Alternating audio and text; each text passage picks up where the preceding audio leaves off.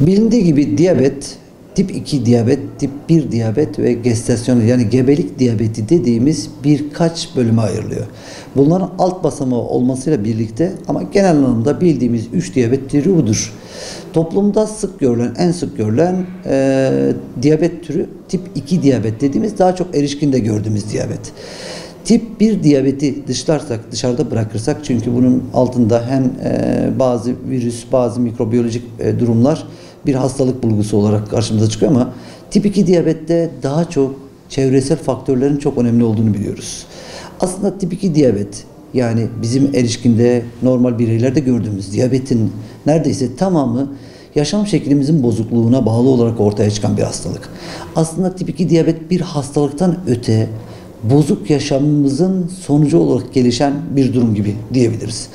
Eğer kişi yaşam şekline dikkat ederse, sağlıklı beslenirse, uyku düzenine dikkat ederse, kilo verimine dikkat ederse bu hastalarda tip 2 diyabetin görülmediğini ya da ötelendiğini biliyoruz. Özellikle yeni tanı konan yani tanısı yeni olmuş, henüz şeker tanısı yeni konmuş kişiler kilolu ise bunlar kilolarını verdiklerinde bir de karbonhidrattan düşük yani un ve şekerden uzak beslendiklerinde diyabetin tamamen geçebildiğini biliyoruz. Aslında diyabet kronik progresif bir hastalık. Yani uzun süreçli, tamamen iyileşmeyen, gittikçe ilerleyen ve ilaçlarla sadece kontrol altına alınabilen bir hastalık. Ancak dediğim gibi yeni tanı konulduğunda kişi kilo verirse, karbonhidrattan düşük diyet yaparsa yani un ve şekerden uzak durursa tamamen diyabetten kurtulabilir. Hiç ilaç kullanmadan da kurtulabilir. Bu çok çok önemli bir bulgu. Şimdi diyabeti tetikleyen faktörleri gelirsek, diyabeti tetikleyen asıl faktörlerin en önemlisi bahsettiğimiz bu çevresel faktörler. Nedir çevresel faktörler? En önemlisi kilo alımıyla seyreden durumlar. İkincisi ne? Hastanın fiziksel inaktivitesi. Diyabeti tetikleyen en önemli faktör beslenme. Bu beslenmede zaten sağlıksız olan ürünleri çıkarmamız gerekiyor. Bunlar nedir? Özellikle kolalı içecekler. Özellikle nişasta şurubu ya da glikoz şuruplarıyla yapılmış ürünler. Paket ürünler. Bunların içinde koruyucu maddeler var. Koruyucu maddelerle o paketin içindeki gıdanın bozulmaması sağlanıyor. Bir şeyin bozulmamasını sağlamak için kullanılan ürünler evet raf ömrünü uzatıyor ama aynı zamanda sağlığımızda da sorun oluşturuyor. Bunun yanında dediğim gibi yine karbonhidrattan zengin diyetler içinde yer alan un ve bizim koyduğumuz şeker ürünleri bunların başında. İkinci önemli faktörümüz ise şu, hareketsiz bir yaşam. Eğer kişi hareketi ne kadar kısıtlıysa yaşam ömrünü o kadar kısa tutar. Ne kadar hareketli bir bireyseniz o kadar yaşam süreniz uzar. Kaliteli yaşamı uzatırsınız aslında. Hareket eşittir yaşam süresi. Bunu böyle diyebilirsiniz.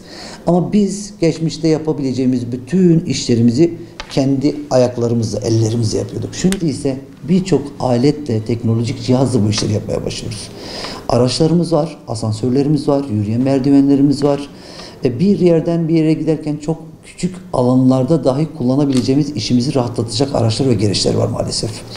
Bunlar bizim hayatımızı kolaylaştırır gibi gözükse de aslında bizim metabolizmamızı bozan durumlar.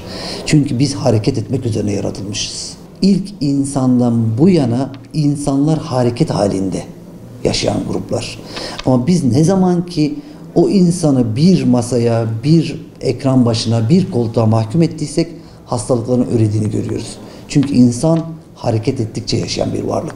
İnsan vücudu israf etmeyen bir vücut olduğu için nasıl ki hareket etme söylüyorsa aldığı bütün enerjiyi de en güzel kullanan, minimal kullanan, ahsanil takvim dediği aslında sırrıyla kullanan bir vücut aldığı bütün enerjiyi ihtiyacın olarak kullanıyor, ihtiyacın olmadan depoluyor.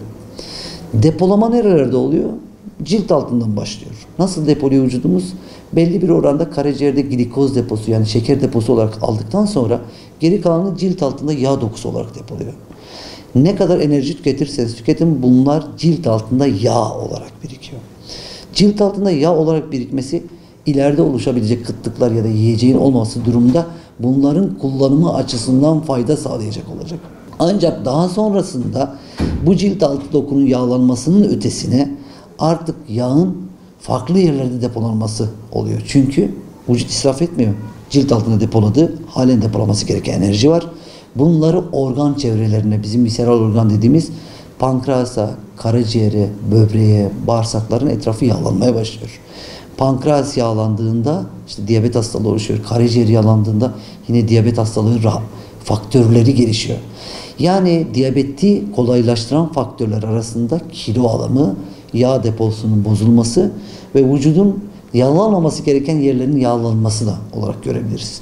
Sonra ne oluyor? Halen biz yemek yiyorsak, israf ediyorsak, aslında vücudu israf haline getiriyorsak, ki ben o ayeti şöyle anlıyorum: yiyiniz, içiniz ancak israf etmeyiniz ayeti, bizim hep anladığımız şey şuydu: yiyelim, içelim, çöpe atmayalım. Aslında böyle değil. Fazla yediğiniz şey de israf. Siz çöpe atmıyorsunuz ama vücudunuzu çöp haline getiriyorsunuz. Vücudunuza depoluyorsunuz. O yüzden yiyiniz, içiniz aslında kıvamında, kararında yiyiniz, içiniz diye algılıyorum ben. Ötesi israf olacağını düşünerek bunu söylüyorum. Vücutta biriken yağlar her tarafta birikti. Yağ kalmadı, nereye birikecek? Sırta, çene altına, göğüse, kalbe, her tarafı birikmeye devam etti. Halen birikmeye devam ederse nereye birikiyor? Damarların içine. O yüzden damarlarda sertlik ve damarlarda bizim plak dediğimiz oluşumlar oluşuyor.